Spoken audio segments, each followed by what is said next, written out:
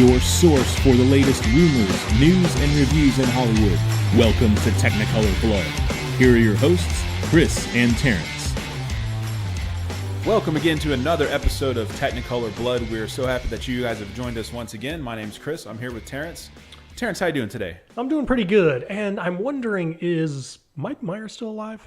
I cannot confirm, but in the upcoming war against Canada, I assume he'll be one of the generals. That would make sense. He's a military genius. Yes, and a great negotiator, as we know from Austin Powers. All right, so once again, we find ourselves on topic for James Gunn and Disney and Marvel and that entire saga, which I don't know that it's necessarily ended yet, because it really won't end, I think, until the movie's done and it comes out and we have the reaction to it. So it's still years in the making to have the final reaction to all this. But it appears that Disney has finally put the definitive nail in the coffin of him returning to the franchise. Again, I do not believe there was an official statement released, but apparently there was a big meeting, and Disney has definitively stated that they are not going to hire James Gunn again, despite Marvel really trying to convince them otherwise, despite the cast pushing back, some of them anyway. And so here we are with a 2020 release date, I believe, that is scheduled, and shooting in 2019. I think last time we talked, they were going to go with the James Gunn script for the third one, and that's still in place. Yep. But he's officially not going to come back as director. This isn't surprising considering the direction it was going, but I feel like we both figured there was at least a chance that they would bring him back after more consideration. Yeah, I mean, I think this is just it's just such a can of worms for them. You know, they've got to bring in another director. They've got to bring in a director who can actually pick up the reins and do, you know, a competent job. Obviously, the way Hollywood works, Gunn had only turned in the first draft of that screenplay. It was going to go through numerous rewrites. So somebody else is going to have to take over and do that. At the end of the day, how much of his original screenplay is left is, you know, anyone's guess. So there's a lot of stuff that's going to happen. And then, of course, every step of the way, you're going to have fans just, you know, with their laser sights set on every decision that Disney makes. And in reality, the third chapter of a trilogy is always problematic. I mean, can you name a single trilogy where the third film was strong? Thor Ragnarok. Okay. That's the end of my list, though. All right. Fair enough. Looking at every other trilogy, however, the third film is always a bit of a weak link. You know, Sam Raimi's Spider-Man movies, even Christopher Nolan's Batman films. For sure. You know, Star Wars for that matter. The third one's kind of weak. I mean, it's just a hard thing to pull off. And now you're taking kind of the ace they had up their sleeve and taking him out of the equation. I don't know. Yeah, I mean, we've gone over this before, so I mean, it's not really. I guess it's sort of beating a dead horse, but I just don't feel like there would have been. I just don't understand what the risk is to Disney. I guess it's really just about them upholding their family friendly image in the face of those tweets. I just feel like you said, it's a can of worms. And I mean, what happens the next time there's a big actor in a movie upcoming that's under the Disney umbrella that they find some old stuff on him or her that is similarly controversial? Are they just going to draw a line in the sand every time? Yeah. I mean, it's going to happen.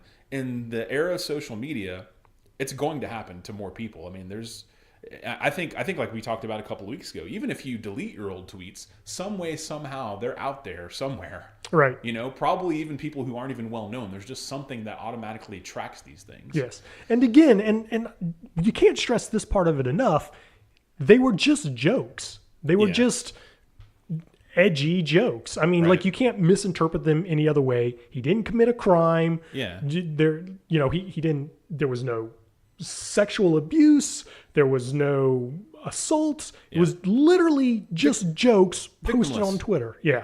Yeah. And again, I mean, the whole issue with the jokes were that they were related to pedophilia. And if he was a pedophile, he wouldn't be working. Yeah. Again, drawing the distinction between that and the whole Roseanne thing. But anyway. And I mean, just for the people at home, seriously, if you haven't gone online and just looked them up, it's kind of worth checking them out because, I mean, there's no gray area. Like, it's not like, oh, I'm not sure he was joking. It's crystal clear that they were just stupid jokes. Sure.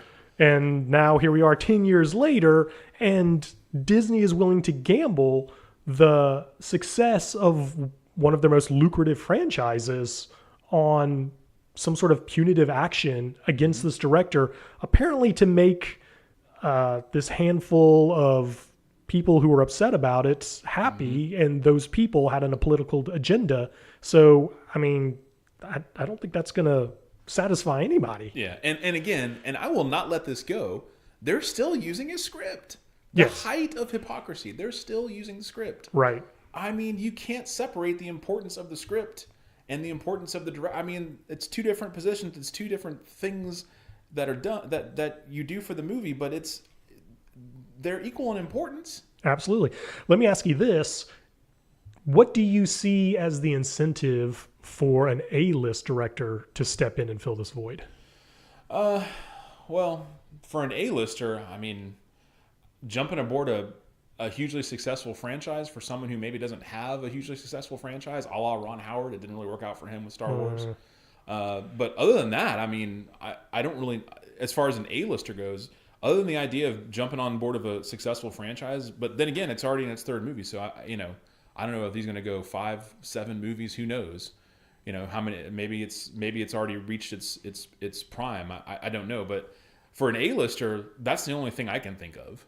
I mean, it would just be their chance to jump onto a franchise. It's such an uphill climb, though. I mean, like we were just saying, it's the third film. So that already is a difficult proposition. And then it's kind of got this toxic atmosphere around it right now. Yep. And again, whoever that director is, they're going to have a target on their back. And if the movie is underperforming in any way, fans are just going to savage that person online. Yeah.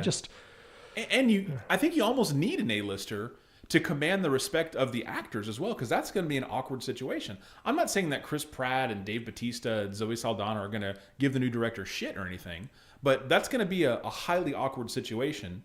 And to have everyone, I mean, I know they're all professionals and all that, but it's going to be a distraction. Now, maybe it stops after a couple of weeks of shooting, maybe it stops after a few days of shooting, but it's going to be an issue to start with. So I almost feel like you need sort of an alpha A-list pro to be in there so that they will already have the respect of those actors, rather than have someone who's sort of mid-tier or maybe even a no-name come in that they're not going to respect at all. Plus, I think, again, just if you're going to soothe the worried concerns of fans and, let's be honest, of investors in this scenario, you want an A-lister. You want somebody who's got a proven track record. I mean, ideally, you would want one of the successful Marvel directors who's already worked for the company to come in and take over. But I just can't see what the upside for any of them to do it would be. Yeah, and another week into this whole extended saga, and I still have yet to see a legitimate, I don't want to say, well, I guess legitimate rumor isn't really a real phrase,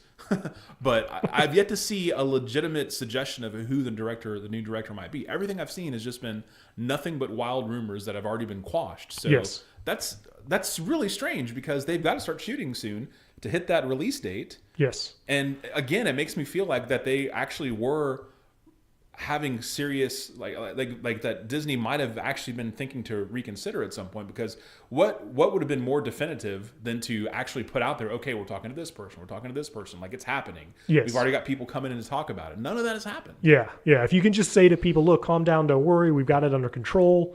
They can't do any of that right now. Do you think it's advantageous for them to just push the release date back a year? I mean, just to get away from all of this kind of circus that's been going on for the last several weeks. I don't know. That's a long time to wait, but the franchise is so popular, I'm sure it wouldn't hurt it at all. It would be really tricky, considering what I'm sure is an outrageous filming schedule for Chris Pratt and Zoe Saldana right now. True, yeah. And no matter what, there's so much hype around this story outside of the movie itself that, if it's now or a year from now, it's going to be a huge deal that gets whipped up into a frenzy all over again. Yeah, absolutely. So, because again, all this was spurred by a political reason. So the swing of that, the far left side of that, is going to use that as a bludgeon when this movie starts its marketing campaign. You're going to see the other half of this equation fall into place then. Yeah, but again, those two political sides the amount of people that would refuse to see the movie based on whether they brought James Gunn back is so minuscule. This just feels like sort of moral grandstanding by Disney to me. Yeah. And because of the element of them still using the script, I can't think of anything else that it possibly could be. I would love to have a truth serum interview with the decision makers on this. Just 5 minutes and just ask them a couple of pointed questions, and of course we would just get the company line. Sure. But I'd be real curious to see what the high level discussions were, and if there was any dissent within Disney, what ended up shutting that down. Yeah. I don't know, and we probably won't ever know. No, we probably won't. So that bridges us pretty naturally into the next portion here of the news. Speaking of morals and family friendly movies, once again Disney, as we know, recently acquired 20th Century Fox and a ton of movie franchises to boot due to that. And what we're seeing now are a couple of articles discussing how Disney can reconcile their reputation as being family friendly with all these R-rated movies that are part of established successful franchises and what they'll do going forward. My first thought when I saw that was, well, of course, they're just going to continue to go on because Disney, like every other big company, is about making money and they've got money in the bank. But to my surprise, apparently that is not the plan. It's uncertain at this point what exactly is going to happen to some of these franchises, and specifically, just to throw some out there, the Kingsman franchise is 2 movies in. It's been pretty successful. The Deadpool franchise, obviously, one huge hit and one, the second was also a big hit, but maybe not as relative to its budget, but still was one of the biggest hits of the summer. It's Absolutely. in the top 5. And the Alien and Predator franchises. So if they're going to continue to release these movies, Terrence, how do you see them handling this along with their obviously well-guarded reputation that they're now using to fight off the whole James Gunn thing as a family-friendly company? Man, it is super tricky because Disney's, their I guess historical precedence for this so far is that they just don't do R-rated movies. And the little experimentation that they did with that, dates back to the 80s and 90s with Touchstone. So maybe that's the blueprint they follow, and they just have a subdivision created that they release all of their R-rated films under that doesn't use the word Disney as a way to try to make a separation there. I don't know. It is kind of curious because it definitely is not their MO. Yeah. Does Miramax exist in any form these days? I want to say I saw the logo not too long ago, Oh, and I was surprised to see it. I was not aware that it did. I thought that was like a Disney property way back when that they had jettisoned long since, and it kind of seemed like the perfect kind of thing for them to bring back under these R-rated movies for a banner, Man, I don't know. Would you want to bring back Miramax with its connection to the Weinsteins? Oh, right, yeah, that. Yeah. No, I guess you really couldn't do much with the Miramax name unless you completely changed the name, changed the logo, and erased it from memory. So that actually is a very bad idea. Yeah, maybe they don't want to go in that direction. Not exactly family friendly. But obviously they spent all this money for content, right? So they knew going in that a lot of the content that they were getting was a harder edge content than what Disney makes. Disney buying any studio, that's going to be the situation. So they must have a plan in place because they're not going to just put that stuff away in a cabinet someplace and forget about it. They're going to want to use it. They've got numerous networks. They're going to be launching the streaming service. There's so much just space for them to fill.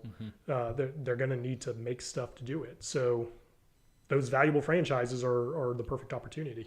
Apparently Touchstone, just sort of out of the blue in 2013, released an R-rated movie called The Fifth Estate. I think that was that one about was it Benedict Cumberbatch playing Snowden, maybe? Or am I mixing that up with a different? That sounds like similar. I think you might be right. Yeah. Yeah. So I don't know where they decided to, put their morals aside for that. Right. But anyway, not to belabor that, but yeah. So that'll be interesting to see. Obviously they're not going to trash any of these franchises. I haven't actually seen all of the Alien Predator movies. So I would assume at least a couple of those are PG-13, or are those all hard Rs? Well, the actual Alien versus Predator stuff is all PG-13. Okay. don't know that any of the Alien movies have been R since maybe the first one. Yeah, I know Prometheus was PG-13, and so was the last one. Right. Yeah, and I can't imagine that the Yeah. recent Predator movies have been R. They're just so silly. Yeah. On the other hand, the Kingsman and the Deadpool franchises, I can't really imagine them existing in a PG-13 world, but I guess it's possible. I feel like they're going to have to either make an exception for that, or as the article suggested, maybe actually sell those rights out to sort of almost as a loaner to another studio to release them, so it's still sort of under their banner, like a co-opted thing. I don't know. I mean, I just that seems super unlikely. It seems odd because, like I was just saying, they need content. They're just so desperate for content because they're building this massive media empire. Mm-hmm. It just seems it's a hard decision to make, to say, hey, here's two really successful things that we now own and we want to do something with, but we're just going to hand them to somebody else because we don't want to mess with the R rating. Yeah, obviously they wouldn't make the decisions they made without having a plan. I mean, it's just too successful of a company to be operating blindly like that. So I'm sure they have a plan.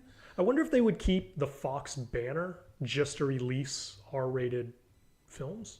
Maybe so. I mean, hell, if they're going to stick with James Gunn's script, then they might as well just do that and say, oh, that's not us, that's Fox. Right. Wink, wink, whatever. That just really annoys me. So we'll follow that as more information comes out, and maybe once they start kicking around the next Deadpool movie, there'll be some sort of news about that. I'm sure Ryan Reynolds would have opinions about this article that we just discussed, and they would be clever. That's right. So another piece of news that I was sort of excited to find out about. We've discussed a little bit about the Chris Pine Star Trek franchise and how it sort of petered out. That last movie did not do well, and also wasn't good.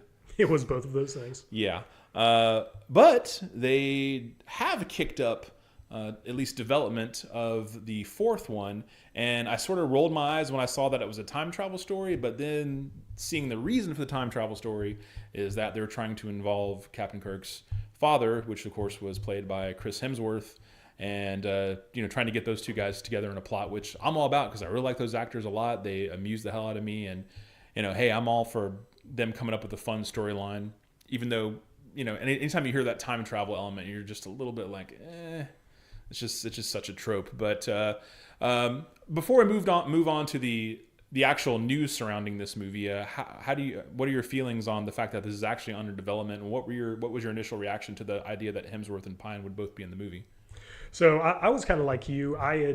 This was under the radar for quite a while. I first heard about it maybe just a couple of weeks ago. There was some talk that, for so long the focus had been on possibly Quentin Tarantino doing a Star Trek film, and then it was kind of... And this is not that, just to be clear. This is not Tarantino. That. And then news came out that he was still interested in it, but he was super busy, so that was something that was probably going to be a couple years away. And right after that announcement happened, suddenly the wheels started turning again, and that's when I started hearing some chatter about this other Star Trek film possibly being in development. Listen, like you pointed out, when the first movie came out, Chris Hemsworth was nobody at the time that he was cast as Kirk's father. Mm-hmm. And then, of course, the Thor thing happened. Now he's a megastar. Yep. And a megastar who doesn't need a Star Trek franchise. That's true. But Paramount suddenly realized, wait a minute, here we have two of the most popular Chris's in Hollywood. We could put them together in a film, and money would just start exploding out of every orifice in both of their bodies. That's right. And who doesn't want to make that happen? So... Yes. So that they can prepare to sell the studio to Disney. Yes. Yes. All things eventually get sold to Disney. Yeah. But speaking of money, the actual reason that this popped up on my radar is, and apparently Chris Hemsworth and Chris Pine both have walked away from the negotiating table as far as their payment for this proposed film. And depending on what you read, I've seen one article that just basically said, hey, they've walked away from negotiations. And I've seen another article that said, they didn't just walk away because they were upset about the money. They're upset because they were promised X amount back when this was, I guess, floated as a possibility previously. And now Paramount's backing off of those numbers. So depending on who you believe, it could be that You could look at it like the Chris's are being too greedy and they just need to get in line and make this movie because everyone wants to see it. Or you can look at it like, hey, they were promised something and they're reneging, so to hell with Paramount. If it's true that it's been pulled away from them, I'm totally on the Chris's side. Otherwise, obviously us not knowing what the numbers are. Sure. I mean, I'd love to see it happen, but those guys don't really need the franchise. I mean, Chris Pine, he's got the Wonder Woman thing going on, but I mean, if I was Chris Pine, I would be fighting to keep my status as Captain Kirk. Absolutely. Yeah. I mean, that's money in the bank for him. That's his retirement fund right there. Yeah. Just from a business standpoint, is there any possibility this could be true? Like, what studio would open the negotiations by quoting a number that they then have to walk back from? Like, that just makes no sense at all. It seems very dubious. Yeah, it really does. Now, that maybe they approach both of those actors, and at the beginning of the negotiating process, the two numbers were so far apart. Yeah. The number the actors were asking for and the number that the studio was willing to pay were just so far apart that negotiations instantly broke down. Yeah. That's totally possible. And in the case of Chris Hemsworth, I mean, for him, this is basically just another role. Mm-hmm. I mean, obviously he wants to make a big payday out of it because it's a one and done for him. He's not going to suddenly take over as one of the crew member on the Starship Enterprise. For Chris Pine, him walking away from this is him walking away from potentially a franchise that can run literally as long as he wants it to run. Absolutely. He's still a young dude, got a long time to grow into that role, man. Absolutely. I mean, look at Shatner. Right? And how long he did that. No just kidding. All fat and hairy and sweaty, and he's still doing it. Yeah. So, and I mean, in the case of Chris Pine, I mean, he could easily become the power behind this franchise behind the scenes. So he could become a producer on this series. Sure. He could call the shots on who the directors are when he's finally ready to direct his first film. And I guarantee you that guy is going to direct a film at some point. He could make it a Star Trek film. Yeah. So, he's walking away from a lot if he's not really going to do this. I have to assume it's just a negotiating stand at this point. Yeah. I mean, it's far more likely, like you said, that the numbers were just too far off to start with. But it's too much of a potential gold mine for any of those people to walk away from. It really is. And I think we should also point out the fact that in all of this, there's no mention of Zoe Saldana. And she is, let's not forget, one of the characters in the Guardians of the Galaxy franchise. And she's also the lead in the Avatar films, and James Cameron is about to unleash 4 of those on the planet. So there's no reason to believe that she isn't going to not only be the highest paid actress in the world, but the highest paid actor or actress in the world as a result of this. Yep.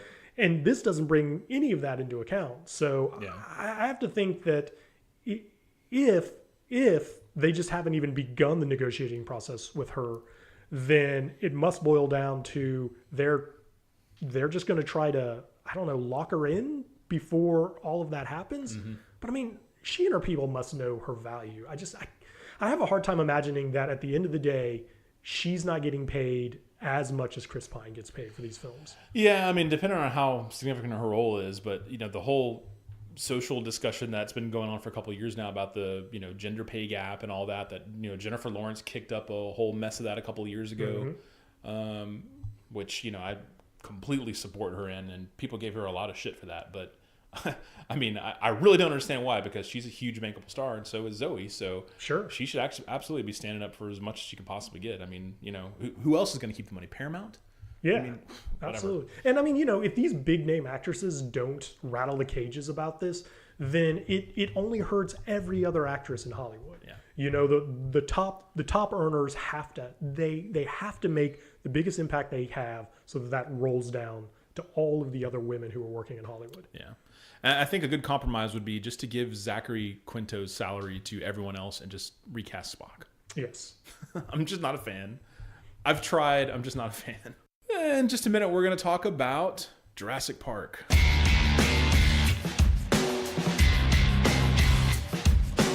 So I saw recently that Fathom Events, which is that, digital streaming service that will broadcast programming in movie theaters, is going to bring back the original Jurassic Park film to theaters for its 25th anniversary, which is kind of perfect timing when you consider that just earlier in the year, we had Jurassic Park Fallen Kingdom.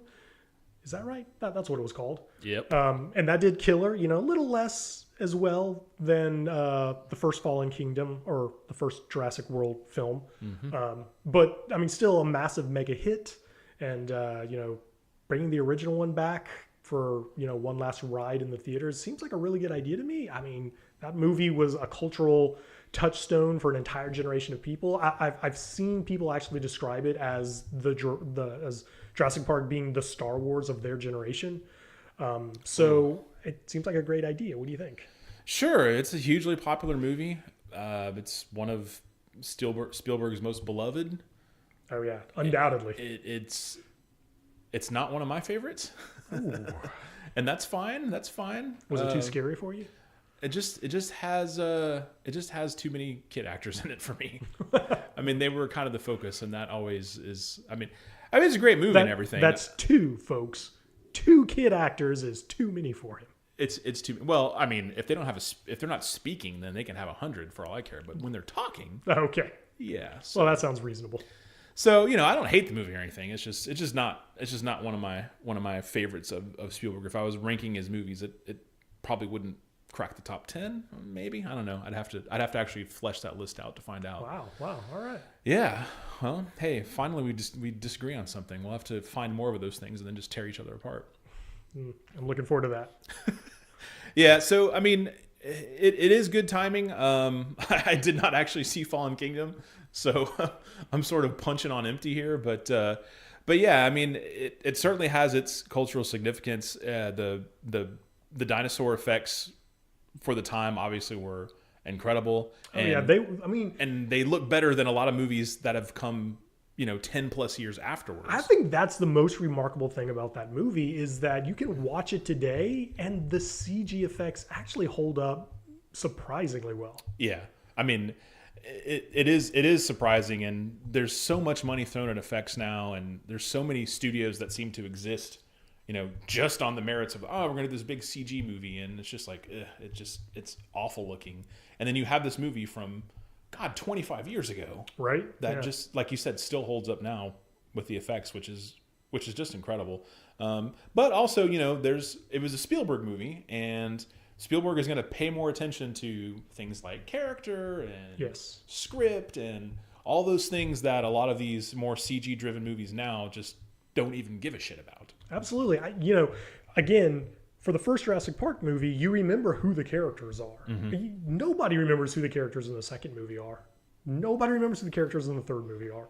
But you remember the ones from the first movie. Yeah. I mean, that's a tribute to Spielberg. That's the kind of thing that he actually cares about, and that so many directors today tend to forget in their big budget films. Yeah, the only thing I remember about the sequels is like Jeff Goldblum with his sunglasses or something. I really have no memory of any of them other than that. Yeah, and the second one brings in Vince Vaughn. What? Yeah, this was during that tiny window of time when, man, he was hot shit. He's money, baby. Is that what you're trying to say? That's right. That's exactly right. Now that's an era I don't need to relive. Along with the Borat impressions when it came out, the "your money and you don't even know it" quotes from that era of Vince Vaughn. Just okay, wild tangent that I'll just get off of. But I didn't even realize that. See, the second one and the third one I haven't seen since it came out in theaters, so I really have no memory of them at all. I want to say it's been probably been 10 years since I've seen the original one. Yeah. Maybe that's another one of those that I should watch with fresh eyes. Because I'm a big, and I've mentioned this before, but I think it bears repeating anytime that it's appropriate to bring up. Watching movies, you have to watch it in the proper context of when it came out. Absolutely. Of what people hadn't seen at the time, what they had seen at the time, what was the standard at the time. And I'm sure, looking back on it now, when I look at it through the lens of being 25 years old, I'll just be blown away by how impressive the effects were, and like I said, it had really solid script. It had some good performances. It had some really well drawn characters. I can't really put my finger on why it doesn't resonate with me as much as it does with others. Obviously, I was kidding about the kid thing, but it just never got me as well as it's gotten so many others. Yeah, you know what? I mean, I think it's kind of interesting that there's this whole generation of people who have grown up loving this franchise and, you know, really enjoying that first movie that kicked it off, who have never seen it in the theater. You know, they've only seen it on TVs in their home. So I think it's kind of cool that it's coming back into theaters. And so finally these people can actually see it the way everyone saw it when it was first released. It's kind of an exciting possibility. We should go see it. Absolutely. Me mentioning that maybe it's another one that I should give another shot to. What better time to do it than when it's on the big screen? Absolutely. I mean, we know the effects stand up. We know this was when Spielberg was still in his prime, so we know the direction is going to be strong. And it's got a John Williams score that is, I mean, one of his most seminal pieces. I mean, everyone knows the theme from Jurassic Park. Yep. Yeah. That's man, talk about a whole separate discussion sometime.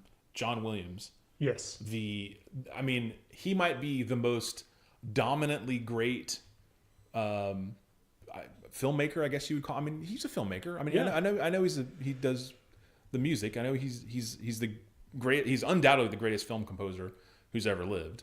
Yes. But I love Bernard Herrmann, and I'm a big fan of Angelo Badalamenti and Ennio Morricone and all the legendary ones. But there's no greater gap if you take a specific position of a filmmaker, a director, a writer, an actor, whatever. There's no greater gap, I think, between 1 and 2 than there is between John Williams and whoever everyone number 2 else. is. Right. Yeah, everyone. I mean, he's got his own tier at number 1, and everyone else is just kind of fighting for that second spot.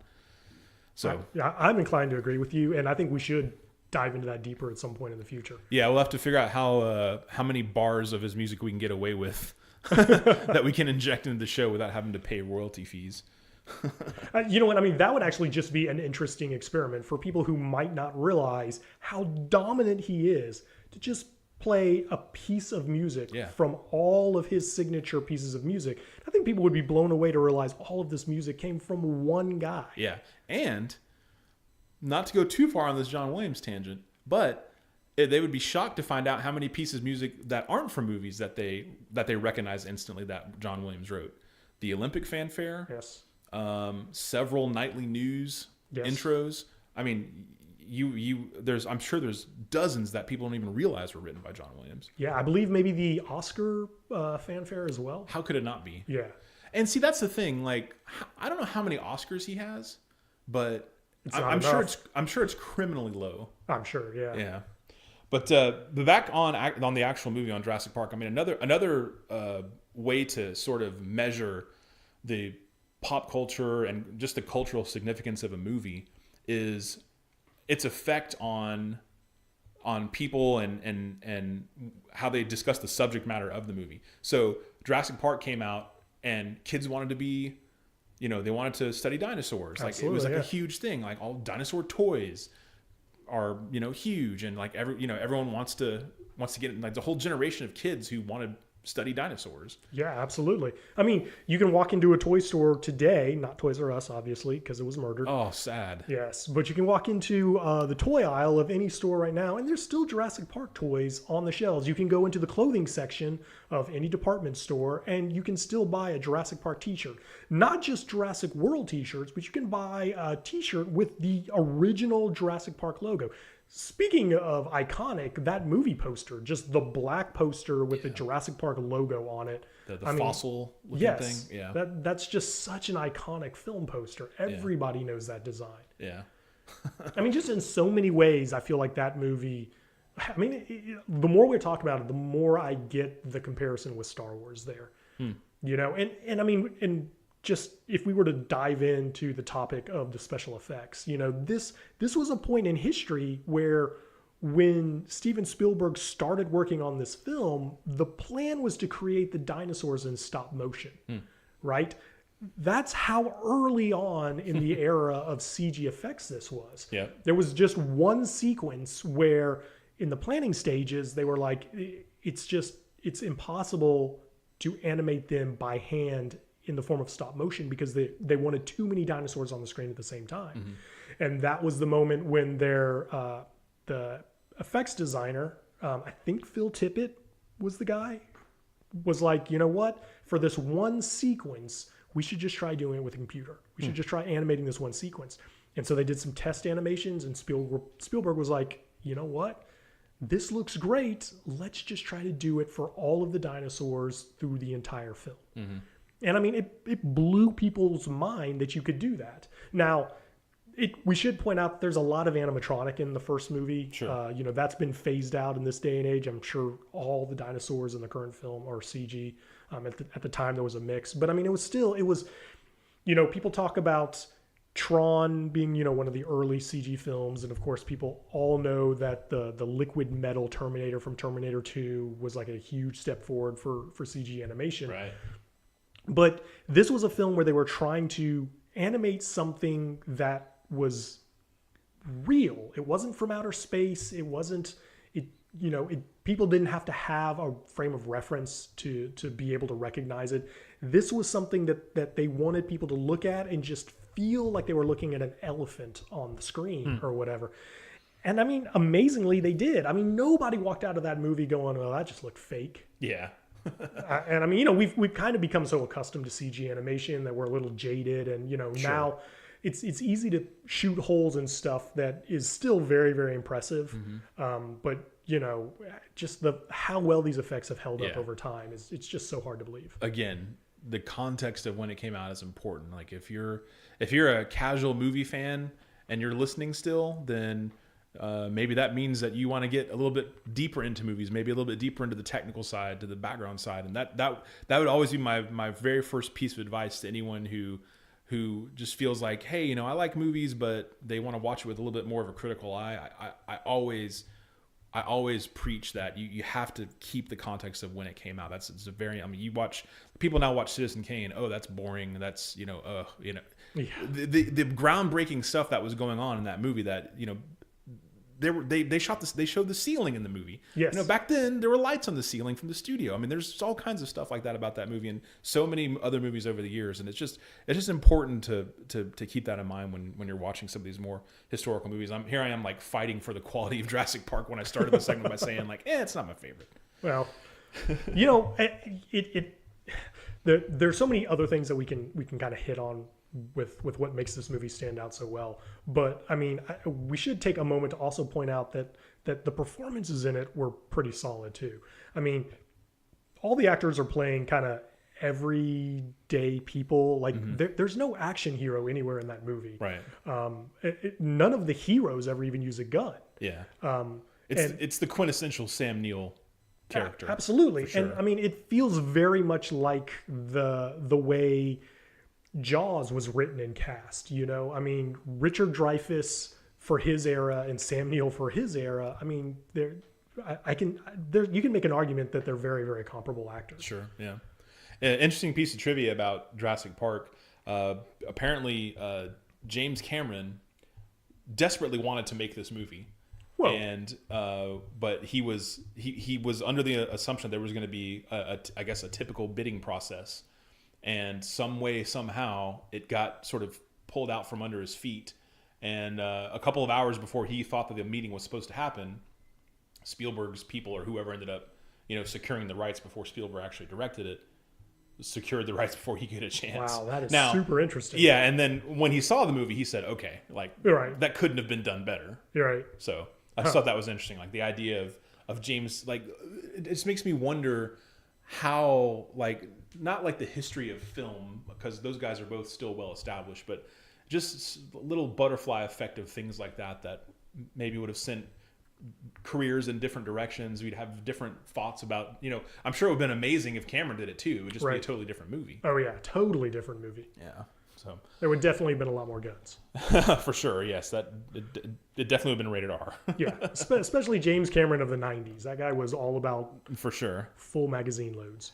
Yeah, so, I mean, obviously, big legendary film. I've actually been to one Fathom screening before. They did the re-release of The Princess Bride about this time last year. Okay. And went to see that. Does it look pretty good? I mean, can you tell that they're streaming a signal in, or? No, you could tell. Yeah. I could tell. Right. Okay. I mean, it was still fun to see it on the big screen, but I could definitely tell. All right. I'll definitely need to keep that in mind then. Yeah, I mean, still, I if it's the only way to see it in the theater, then then it is what it is. So Yeah. next up, we will talk about the huge, elongated MoviePass saga. I'm sure you've heard all sorts of news about it, so we're going to get into that next.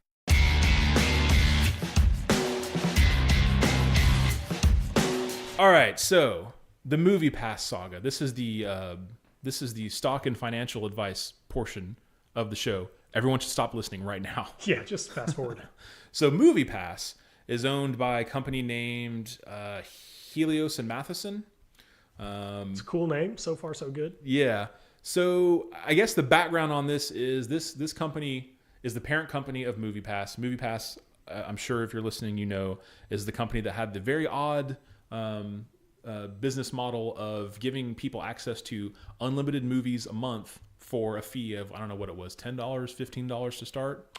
Well, so to start, back in 2011 or whenever the company began, they charged somewhere between $30 and $50 for unlimited number of movies. Oh, wow. So you would pay that each month, and you could go see as many movies as you want, right? And you can see right there that, okay, if you see a lot of movies, then maybe it's a good deal. But there aren't many people who are seeing $40 worth of movies every month. Right. And the result was the company didn't do badly, but it also didn't grow. It just sat there for years and years and years. Because they were paying full price to those movie theaters. Exactly. And then Helios and Matheson bought into MoviePass, or maybe bought the entire company outright. Regardless, they came in and they're like, we know how to fix this. We know how to get this company growing.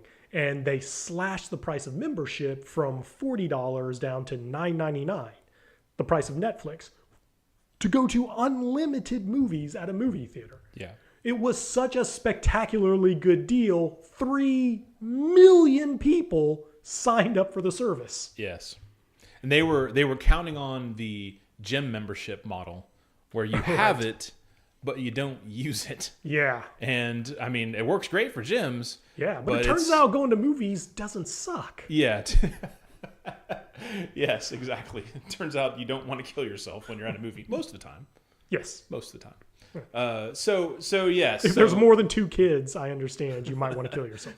So obviously millions of people signed up. You got people seeing 3-4 movies a month when they're only paying $9 a month. Right. What could go wrong? You don't have to be a math major to understand how this can go to hell quickly.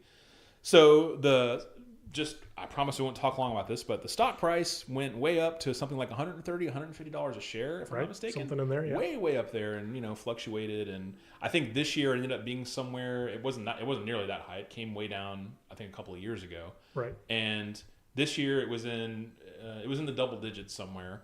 And when all this news started coming out about the memberships are failing, and they're what do you call their monthly investor meetings where they're discussing their upcoming profits and all that, not going well. So people started to sell the stock in droves. Yeah, and there was just a run on it, and it just cratered. Totally went off a cliff. It went from, at its best in the I want to say it was in the 130, 150 range, cratered down to less than 10 cents a share, at which time they did a reverse split, which I'm not going to get into now, but essentially means that you can buy more shares at a reduced rate. Right. And the reason they did that is because NASDAQ won't list your company if the stock is valued at less than $1 a share. Right. So they did the split to try to get back up so they could get listed on NASDAQ again. Which it did. It started, I think it opened at like $38. Right. And then within a couple of days, it was down under $1 again. Yeah. And presently it's trading at 3 cents a share. That's how that's going for them. Yeah. I mean, it was a real bad decision there. And meanwhile, you've had movie theater chains who looked at that and said, you know what? That's a great idea. They're obviously doing it all wrong. We'll just do it ourselves. Right. So AMC and Landmark, they all have memberships now. The way they work is you pay whatever the price of a single movie ticket would be as your monthly fee, and you get 1 free movie a month. Mm-hmm. But then you get a massive reduction on the cost of concessions and special offers and deals that come along with Yeah. it. So they're not losing money. Yeah, That was their plan, to not lose money. It's an actual well thought out plan. Right. It's funny because people sort of make the comparison to Netflix, because Netflix is spending all this money to acquire properties and they're not making any money. Yes. Yet their stock is massively successful in the mid 300s. Right. When I think a year ago from now, it was somewhere in the low 200s. So it's like shooting up. So, the people that own MoviePass are thinking, Netflix is doing this. So why is it not a good idea for, right? In fact, they even talked about it as will be the Netflix of movie theaters. Yeah. Like they really had that model locked in their heads. Yeah. So the last hope for MoviePass is that some company swoops in to buy their data. Or, clearly they can't buy the idea of a, subscription movie pass because, like you said, yeah, everyone, they're all starting to do that now. So that's the last hope for anyone who wants to, if you want to play with penny stocks, then be my guest. Yeah. And and I'm sure there are people who are thinking, if there's 3 cents and, I buy $1,000 and all it has to do is go up to 6 cents and I've doubled my money. Yeah. So I'm sure there are people who are doing that. And we're kind of being flippant about this, but you have to understand that there are a lot of people who lost millions and millions of dollars on this company because it cratered so fast and dramatically. In fact, I want to say that the owner of the company is facing 2 separate lawsuits in relation to this and how it all played out. There's all sorts of red flags about it or whatever, but we just thought it was worth discussing since it's it's kind of the hot topic of conversation in Hollywood circles at the moment. Yeah. And sort of related to that, there's a story out there today, Terrence, that Amazon might be trying to buy Landmark. Which, I can see that. Amazon, obviously, they want to play in the same fields as Netflix, but we have not seen them investing nearly as massive an amount of capital to create new content for their Amazon Prime service. So maybe the reason they're doing that is because they actually just want to, obviously they'll continue to offer the streaming service, but they actually want to be like a full studio with, their own distribution, both at home through their streaming service, but also into theaters that they would own themselves. Yeah, apparently the Landmark is owned, at least co-owned by Mark Cuban right now. Oh. Future presidential candidate Mark Cuban. Yeah. Okay. I wasn't meant to get you excited. Okay, all right. Yeah. I saw where he recently decided to get out of the stock market. Really? Yeah. Well, he's a pretty smart guy. I can only assume that he had everything invested in MoviePass. And when it went bad, he was just like, I'm out. Well, he's literally an overnight billionaire, so maybe he could go to zero just as quickly. I don't know. But it is real interesting to see now, for a lot of years now, since Netflix started becoming a big deal, Amazon and their streaming, there's been all this, the cord cutting, there's been all this talk about new media and how it's going to affect movies. I remember way back in the day when, obviously we were little kids when, VHS started being in, to rent VHS. Right. It's like, oh, it's the end of the movie, brick and mortar movie theaters are over.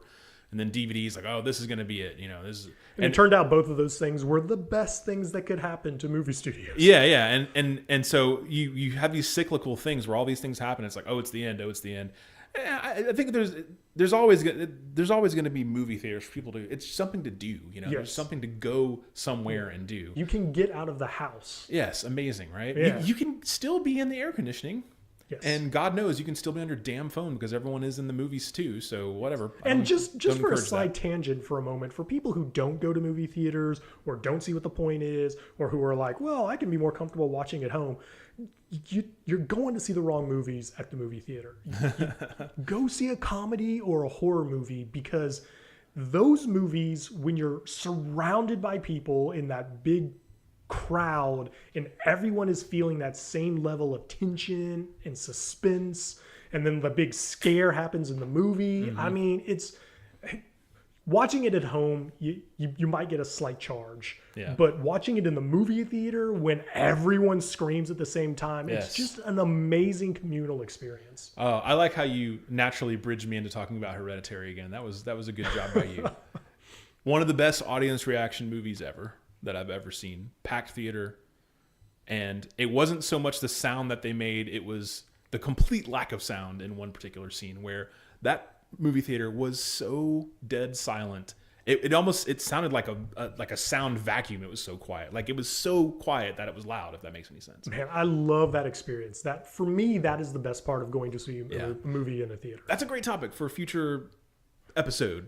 Great thing, like something that happened in a movie theater that elicited a reaction. Yeah, guys. I mean, you're getting a teaser for all the great future episodes we're going to do. This one, not great. I appreciate that. But the next ones, they're going to be amazing. It's great in that it's a library of good ideas for future episodes. Also, unless you're listening to us in a crowded movie theater, you're not getting the full experience.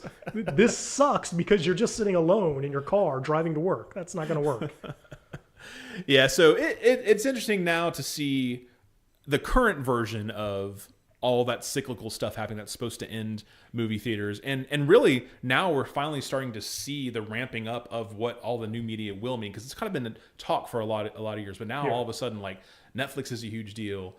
Hulu's a huge deal, sort of a huge deal. Amazon Prime has come up. They got the big Lord of the Rings show coming up. I mean, all these companies are getting their content together. Cord cutting is happening at a faster rate than it's ever happened. So it's really, we're sort of in the middle of this like chaotic phase right now, where I wonder what it'll be like just 5 years from now. I wonder how different the landscape will be. It's kind of the Wild West right now. I mean, so much stuff is changing, and so many people are putting so much money into the game right now. It's crazy. I mean, you just look at the caliber of acting that's being attracted to TV series on these streaming services. I mean, their A-list motion picture actors are doing television for the first time in history. I mean, they don't view it as a step down. They might if they were doing it on traditional television, on an over-the-air network or whatever. But you put it on Netflix or you put it on Hulu, and like suddenly major players are willing to come to the game. And that's just so different than it's ever been before. It's really exciting to see how this develops. Yep, and it changes so quickly every day. I mean, it's going to be a massive piece of news that could change everything just in a few weeks from now. All right, so next up, we're going to discuss a upcoming movie by a director that, for me, and maybe for both of us, is right now one of those, I will see whatever this filmmaker makes, I'll be there.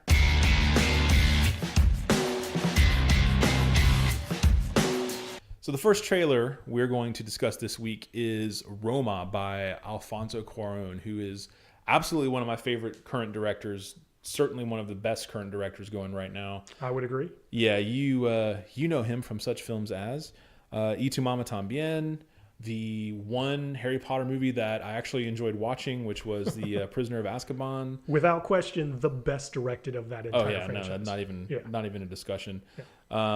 He did Gravity, which was just sort of a breath of fresh air. It was like a 90-minute action, tight little script. That was a really fun movie. Very cool visceral. Movie. Yeah, one you have to see in the movie theater to appreciate. Absolutely.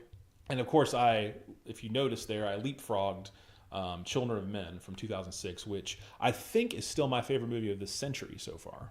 Oh, okay. That's an interesting topic for a future discussion. Yes. So yeah, that is just, man, that movie is just so good. And if you watch it now, moments into the movie, it is super relevant to things going on in the world right now. It's just crazy. It's eerie how relevant that movie is. And it's not really that exaggerated either. Exactly. Unbelievably. Yeah. So Roma is his newest film. We watched the trailer before we went to air today. Black and white. Netflix film. Yep. Produced by Netflix. And, I didn't get a great sense of what it was about. Set in the 70s, it looked like? Well, it was set in the 70s. There's, wherever it takes place, there's clearly some unrest happening in the country. Some sort of uprising. Yeah, so I'm not meaning to sound ignorant of the situation there, but I mean, the movie, the trailer doesn't really address exactly what it is. There's not a single word of dialogue in the trailer. Right. So it looks beautifully shot. It's Cuarón, so it's going to be visually interesting. Beyond that, the subject matter itself didn't really grab me, but I also know from his other movies, specifically Children of Men, like he shoots chaos in a way that is just gripping. Yeah, absolutely. And clearly there's going to be some chaotic moments in that movie. Yeah, it looks like it's probably some sort of a family story based on the fact that there is no dialogue at all. I suspect it's him going back and doing another Spanish language film. And again, I mean, it sounds like we're grasping, but we kind of are, because the trailer doesn't really reveal a whole lot at all. All you know is it's a drama. You know, it's setting the era, and again, against the backdrop of some sort of civil unrest. Basically, you just go into it putting your faith in the director, who also is the screenwriter for it. And in this case, I mean, that's all I need. He's definitely one of those directors that you just have to see all of his movies. He really is just at the top of his game right now. He's one of the elite A-list guys going on right now. And he's also, you know, he's not of the generation of like a Spielberg or a Ridley Scott. You know, he's the next generation down, you know, so it's good to get a sense of who those guys are right now, because they're standing in the shadows of some really, really great filmmakers. But those filmmakers are getting up there in age, and it's good to see who's emerging now as that next generation. And without question, he's at the forefront of that. Yeah, I would love to see, and I appreciate that he's doing, like you said, it looks like a family film against the backdrop of a significant social event, cultural event in a country. I obviously he's got a long career ahead of him. I hope that he goes back to something, I don't want to say necessarily high concept, but just something of a little bit larger scope. Just because he's just so visually talented. And I mean, obviously I want him to make the movies he wants to make, but kind of in that same way that we've discussed other filmmakers, like, oh, I really wish he would go back, like Ridley, I wish he'd go back to science fiction, at least for one try. Or, you know, we've wanted Peter Jackson to make a World War I movie for many years because he's such a World War I buff. I just want to see him. I just want to see him in his element from Children of Men again. I mean, he did win an Oscar for Gravity, so he may rightfully feel so. To some degree that he's, you know, got the sci-fi bug out of his system. But sure, I mean, based on how high concept Children of Men is, he's obviously a sci-fi fan. I don't think he'll ever stop making those. Yeah. He strikes me as the type of guy who, I mean, one of my favorite genres is sort of, you know, reality-based sci-fi, and Children of Men, I think you can make an argument is maybe certainly in the top 5 reality-based sci-fi movies maybe ever. Yeah, absolutely.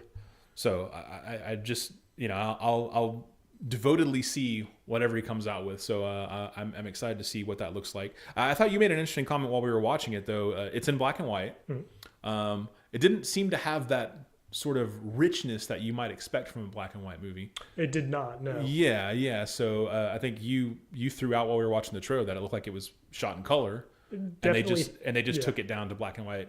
That's definitely the vibe I got. Yeah. It's got that very silvery tint that you see when a film is shot and lit for color, and then just desaturated to black and white. You know, there's not a lot of, at least in the footage used in the trailer, there's not a lot of shadow play. And man, cinematographers, if they know they're shooting in black and white, I mean, they just eat that up, you know, and you don't get a strong sense of that here. So I would be surprised to find out that it was originally intended from the very start to be a black and white film. Right. All right. Next one up, actually coming out this week, Mile 22. This is another Mark Wahlberg and Peter Berg joint. The only one I can think of offhand is the one that they mentioned during the trailer, where he plays the Lone Survivor. Good Lord. That was their first pairing. Since then, they've done the one about the Boston Marathon bombing, Patriot Day, and then they did Deepwater Horizon. So, okay. They also did Deepwater Horizon. Okay, so yes. I've actually seen all those movies. Okay. Right. So this is their fourth pairing, and this is the first one that's not actually based on a true historical event. It's just them doing a fictional story. And it looks like it's basically them just kind of wanting to do, essentially like an old-fashioned 80s action film. Yeah, I kind of got a Heat vibe from it. Yeah, I think that's probably a perfect comparison to it. You know, a lot of blow-em-up action, and the casting is clearly, I don't want to say stunt casting, but, you know, maybe not necessarily the people you would expect to show up in like a very dramatic, serious film. Yeah. Ronda Rousey. Yeah, Ronda Rousey, Maggie from Walking Dead. Yep. Who's British Maggie. Yes. Who plays Country Maggie on The Walking Dead and has another kind of weird American accent in this one. But it's another one of those things that we've talked about, like the physicality of Ronda Rousey. Like she doesn't even have to throw a punch to be intimidating. Yeah. And then, you believe it. Yeah. And then you have the girl that plays Maggie, and I'm just like, maybe if the director can pull this off, maybe I'll be convinced. Yeah. I think it's worth noting that that's an interesting creative pairing that's come up between Wahlberg and Berg. They seem to work really well together. Mm-hmm. I really enjoyed Lone Survivor. I thought that was a strong film. I think that's probably the second best performance from Mark Wahlberg of his career. Mm-hmm. Boogie Nights obviously being the best. And Peter Berg is one of those guys that he's not at the forefront of my mind when I think about like the current crop of talented directors. But when you really look at his career, like the guy's got several really strong films, and he's not pigeonholed into one genre. Like he definitely jumps around a lot. And it's worth noting that, he's actually an actor. He was a full-time actor before he jumped over to directing, and he's had a remarkably successful directing career since doing that. Have you seen Deepwater Horizon? I have, yes. I actually was surprised at how much I enjoyed that. Not so much for like, oh, this is a great movie, but man, I did not expect the event to be shot so viscerally. Like yes. that movie was painful to watch. Like I felt the pain of, I felt the how scary it is to have this massive ocean bubbling under you that's just going to literally explode. Yes. And just there's no room for all this water and these people in the same place, and it's just going to be this like I felt that visceral like feeling of like, I felt myself clenching watching it, because it was just, that scene where Kurt Russell gets thrown against the wall and he's in the shower, and man, that I just didn't expect that. I didn't expect anything from that movie when I saw it. Right. And I ended up really enjoying the sequence of events when they actually showed the explosion happen. That was just, man, I that was a pleasant surprise. 2 points I want to touch on for that movie, since you bring it up, is Berg does a really great job of getting his actors to just pull their performances down.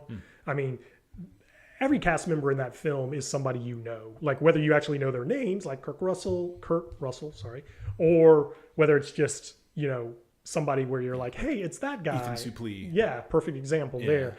And in every case, they're not their kind of standard actor version of themselves. Right. Like he gets in there and he really gets them to stop leaning on the crutches that they've developed over the course of their careers and just play these characters as simply and as clearly as they possibly can. And I mean, that's the mark of a very talented director, to be able to get that out of especially established, well-known, big-name stars. Mm-hmm. It's real hard for directors to do that. And, Berg maybe hasn't gotten the recognition he deserves yet, but I mean, he's clearly one of those guys that's able to do that. The other thing that I think is worth noting about that movie is what happens to the Deepwater Horizon rig is complicated. And it's important for the audience to know what it is that's going to go wrong, so that when it starts happening in the film, you're able to follow it for the dramatic needs that the film is requiring. Mm-hmm. And what I mean by that is there's a lot of explosions and action, and there's this kind of countdown sequence of what's going to happen to the drill going down the pipe underground. And to set that up, to explain that to you in simple terms that you can understand, there's a sequence early in the film where Mark Wahlberg's daughter is preparing for a science fair or whatever. And so they've prepared this little experiment that she can show off, I guess, to explain to her classmates what happens if something goes wrong on the rig, right? And the real purpose of that is to just lay out this simple blueprint for the audience that this is what's going to be happening later in the film, and it's important for you to understand how this works. And I thought it was so incredibly well done and so subtly worked in. It's basically exposition for the fact, but they do it in like this charming family moment, and the audience doesn't realize that they're being taught something that is going to pay off later in the movie. And I just love when a film does that elegantly. Yeah, I wish I'd seen that on the big screen because of the massive element of the explosion, but I thought that was a pretty solid movie, more than I expected. So yeah, maybe there's something to look forward to with what is it, Mile 22? Mile 22, yeah. So final trailer of the night, man. So it's been a while since I saw a trailer that I thought, oh my God, I've got to see that movie. Until we saw Mandy several weeks ago, the Nicolas Cage movie. Yes, which, if you don't know what we're talking about, when this is over, don't stop now. When this podcast is over, make the first thing you do, go watch that online. Mandy trailer, Mandy. Search that and watch it. It looks just insane. Similarly, there's a movie trailer out there called The Wild Boys. And I implore you to, as soon as you're done with this, after you watch the Mandy trailer, watch the Wild Boys trailer. Now, in contrast to what we talked about earlier with the Cuarón black and white film stock issue, where it didn't look like it was really shot on black and white film stock, didn't have that richness.